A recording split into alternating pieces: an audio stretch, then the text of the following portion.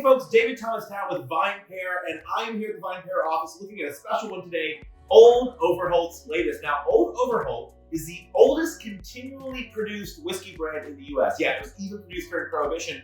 This is something special. It's a 10-year cask strength version of Old Overholt, and the brand is now owned by Jim Beam, and they produce this whiskey. So we're going to give it a try, but before we get into that, two things to keep in mind. One, you should definitely subscribe to VinePair on YouTube. It's really easy because you're watching on YouTube right now. The second thing you should keep in mind is that the full review, and I mean, I go really in depth, I really get in there and I nerd out, is available at the link in the description below this video, or you could just Google VinePair plus Old Overholt and it will probably show up because Google is a powerful machine.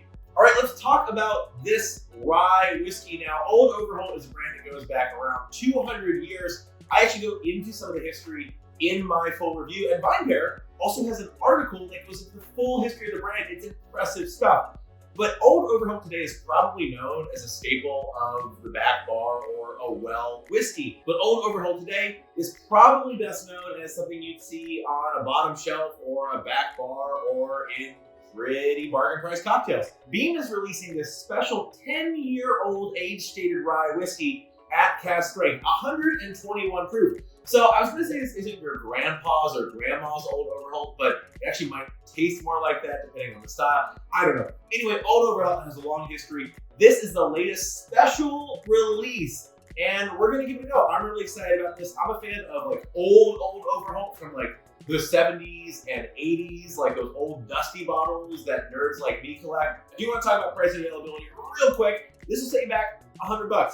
A Benjamin. It's not available in every market. I did ask Beam Suntory for more info on how many bottles they were releasing, which markets they were releasing it in, and they didn't give me the goods. So if you are able to find it, just know that the MSRP is 99 bucks. You may see it above that. I doubt you'll see it far below that, and I have no idea how many bottles they produce. Let's see how this holds up to today's rye whiskey standards. This isn't a fresh pop because I already opened this bottle. Ooh, sounded good though. Great cork action. Do not nose your whiskey like this. I'm a professional. This is very risky. Risky with the whiskey. Lovely rye spice, a little herbal note there, a lovely sweetness, chocolatey coconut, spice fruit, peaches, pears, and plums. And there is that herbal note. Like there's that little herbal note that's kind of undercurrent there. The longer this goes on, the more coconut I get. There's a really lovely nose on this whiskey. I love that they've kept the Old Overholt logo somewhat consistent. That face. That right there, that signals rye to me. That's good branding. I love rye. I probably drink more rye than I drink bourbon. Don't tell anyone. Don't tell. I drink more rye. Oh, that is sweeter than I expected from the nose. Rich vanilla, a lot of sweetness, like a hot vanilla iced donut. And then that spice and the wood, that oak, that's a deep, rich oak. This is 10 years old. Kind of comes in right after that sweetness. It's almost like that clove spice pear.